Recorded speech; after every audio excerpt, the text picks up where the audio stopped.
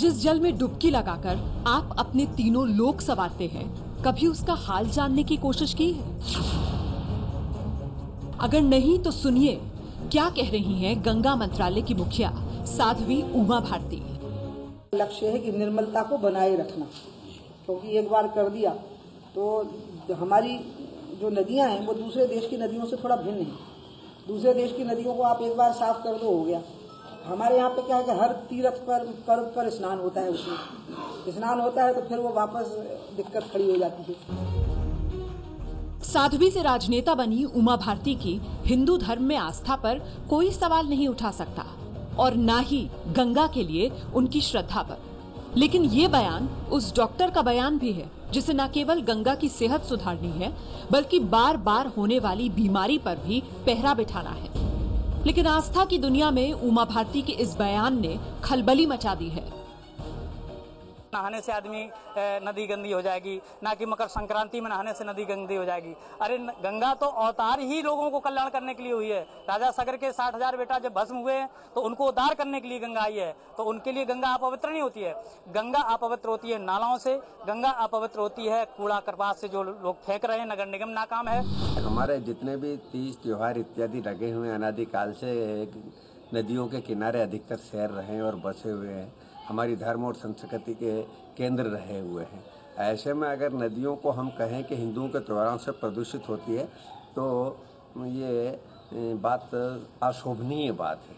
मैं इसकी निंदा करता हूँ और भविष्य में चाहता हूँ कि इस तरह की उमा भारती बयान नहीं दे। दीदी का अगर ऐसा बयान है तो वो क्यों, पहली बात। दूसरी बात, हमारा सवाल होगा दीदी से, क्या दीदी आप ऐसे बयान दे सकती हो?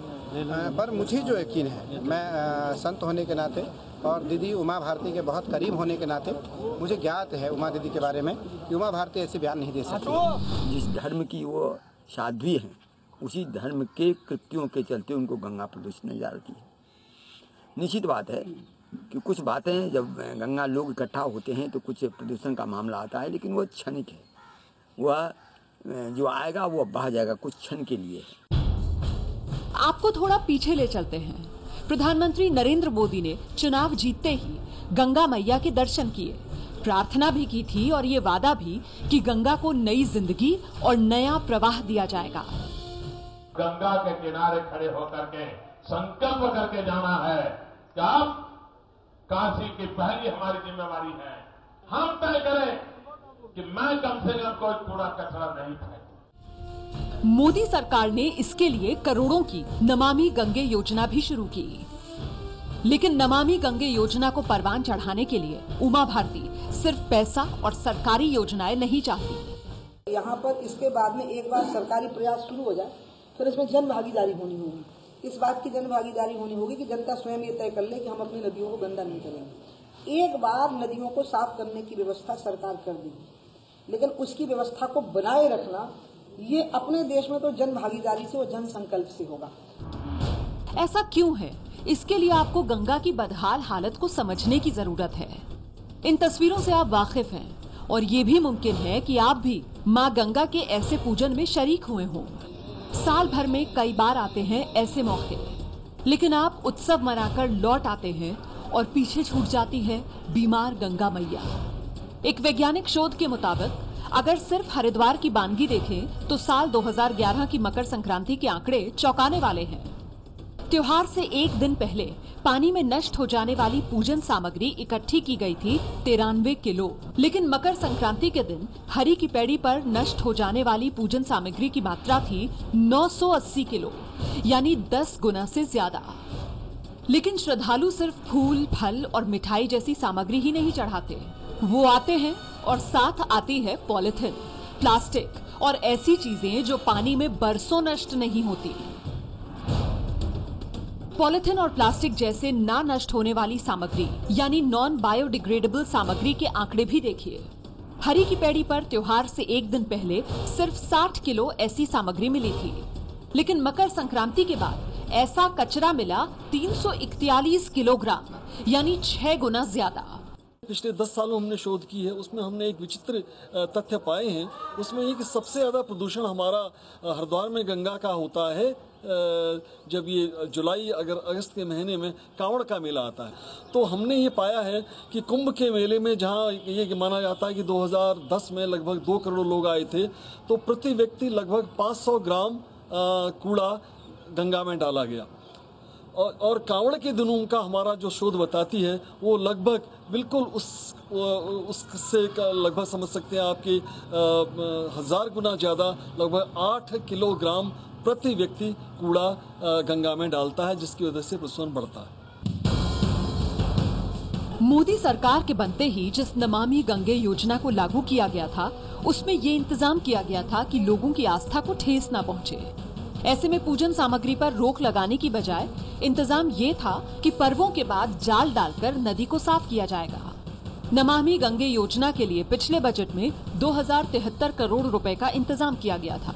लेकिन क्या सिर्फ पैसे से गंगा साफ हो जाएगी? पर्व और त्योहारों पर अगर हम अपने स्थानों में जो पूजाएं करते हैं और आराधनाएं करते हैं और अगर उसका कूड़ा कचरा लेकर के हम पवित्र सरिताओं में फेंकते हैं, तो निश्चित रूप से हमारे हिंदू धर्मावलंबियों को पर्वों पर थोड़ा सचेत होना चाहिए। और ऐसे पर्वों के अवसर पर हम, जैसे कि होली के टाइम पर हमने बहुत रंग और अबीर और गुलाल अगर हमने नदियों में बहाया, और पूजनों के समय पर हम जितना भी मंदिरों के अंदर में कूड़ा कचरा मानी पूजा करते हैं, उसके बाद में पत्तल दोने जो होते हैं वो सब ले जाकर गंगा जी में फेंक देते हैं। तो निश्चित रूप से इससे त्योहारों के अवसर पर हमें सावधान रहना चाहिए। जहाँ तक मैं समझता हूँ कि उमा भारती जी का ये बयान इस प्रकार से होगा, व्यर्थ की सामग्रियाँ हैं उन पवित्र नदियों में फेंक करके हम इनको मलिन न बनाएं, ये हमारा कर्तव्य बनता है और यही हमारा धर्म भी बनता है। जो एक मुद्दा बनाए हैं कि संत लोग ही अधिकतर माला फूल इत्यादि का गंगा में विसर्जन जल में करते हैं, उससे गंगा की निर्मलता का पे ठेस पहुंच रही है। इस सत्य हम लोग भी संत समाज हमेशा गंगा के अविरलता के लिए कार्य करता रहा है और कर रहा है। इन फूलों का सरकार कोई विकल्प दे, क्योंकि भगवान का चढ़ा हुआ माला या फूल वो हम लोग किसी के पैरों में ना जाए ऐसे करते हैं। अब आप सोच रहे होंगे कि पूजन सामग्री को लेकर इतना हल्ला क्यों हो रहा है। उसके लिए आपको विज्ञान के नजदीक जाना होगा। हम जो भी पूजन सामग्री नदी में डालते हैं वो सड़ती है। सड़ने का मतलब ये है कि बैक्टीरिया इसे खाते और पचाते हैं। एक तरफ बैक्टीरिया को खाना मिलता है तो उनकी तादाद बढ़ जाती है, वहीं दूसरी तरफ इस खाने पचाने की प्रक्रिया में बैक्टीरिया गंगाजल में मौजूद ऑक्सीजन का इस्तेमाल करते हैं। इससे गंगा जल में ऑक्सीजन घट जाता है और गंगा बीमार हो जाती है। आंकड़े जानने से पहले एक और तस्वीर देखिए। गंगा में डुबकी लगाने से भी घटती है गंगा की ऑक्सीजन, जिसे BOD से नापा जाता है, यानी पानी में मौजूद जीवों के लिए ऑक्सीजन की डिमांड कितनी है।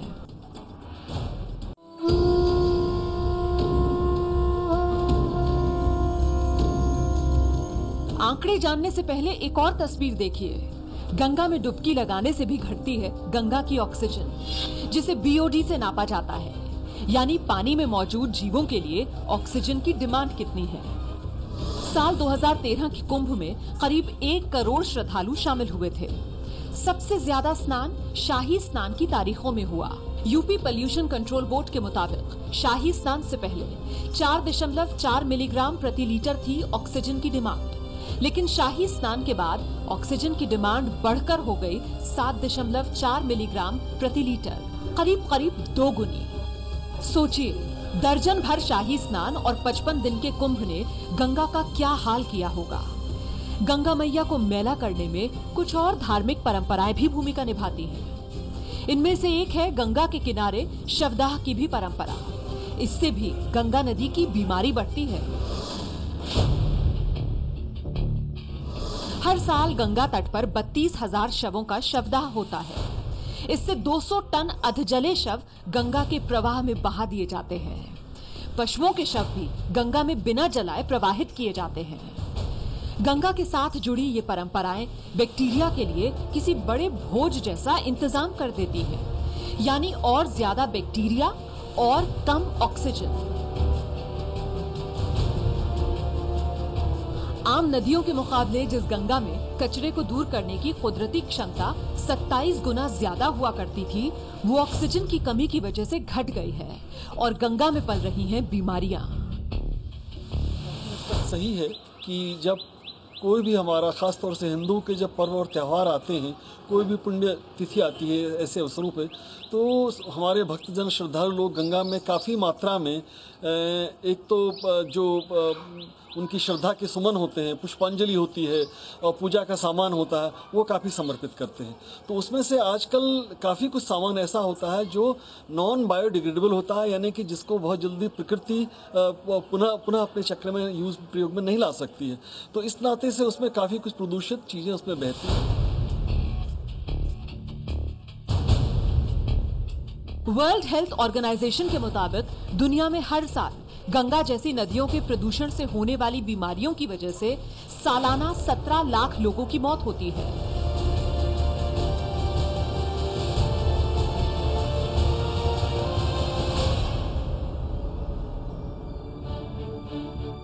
प्रधानमंत्री नरेंद्र मोदी के चुनावी क्षेत्र वाराणसी की बात करें तो पेट की गंभीर बीमारियां देने वाली कोलिफॉर्म की संख्या 1 लाख प्रति 100 मिलीमीटर गंगा जल थी। इसके बाद कानपुर तक पहुंचते पहुंचते ये संख्या 1,20,000 प्रति 100 मिलीमीटर गंगा जल हो जाती है, जबकि सिर्फ 5,000 कोलिफॉर्म बैक्टीरिया वाला पानी नहाने के लिए और 1,000 कोलिफॉर्म प्रति 100 मिलीलीटर वाला पानी पीने लायक माना जाता है। वर्ल्ड बैंक के शोध के मुताबिक सिर्फ यूपी में 9 से 12% बीमारियों की वजह गंगा है। जाहिर है हमारी और आपकी ये परंपराएं टाइफॉइड, कॉलेरा, डायरिया और जानलेवा हेपेटाइटिस जैसी बीमारी की वजह बन रही हैं। लेकिन दूसरी तरफ ये आंकड़ा तनाव की वजह बना हुआ है। मकर संक्रांति पर साल 2001 में करीब 1 करोड़ लोगों ने डुबकी लगाई। वहीं साल 2013 की मकर संक्रांति पर करीब 1 करोड़ 10 लाख लोगों ने, यानी 10 लाख ज्यादा श्रद्धालु। मौनी अमावस्या पर साल 2001 में करीब 2 करोड़ 76 लाख लोगों ने गंगा में डुबकी लगाई, जबकि साल 2013 की मौनी अमावस्या पर ये संख्या 3 करोड़ पार कर गई। बसंत पंचमी पर साल 2001 में करीब 1 करोड़ 70 लाख लोगों ने गंगा में डुबकी लगाई। वहीं साल 2013 की बसंत पंचमी पर ये संख्या 1 करोड़ 90 लाख का आंकड़ा पार कर गई। श्रद्धालुओं की बढ़ती तादाद ने गंगा को और बीमार करना शुरू कर दिया है। तो इसमें अचरज नहीं होना चाहिए कि अब उमा भारती कर रही हैं आपको जगाने का काम।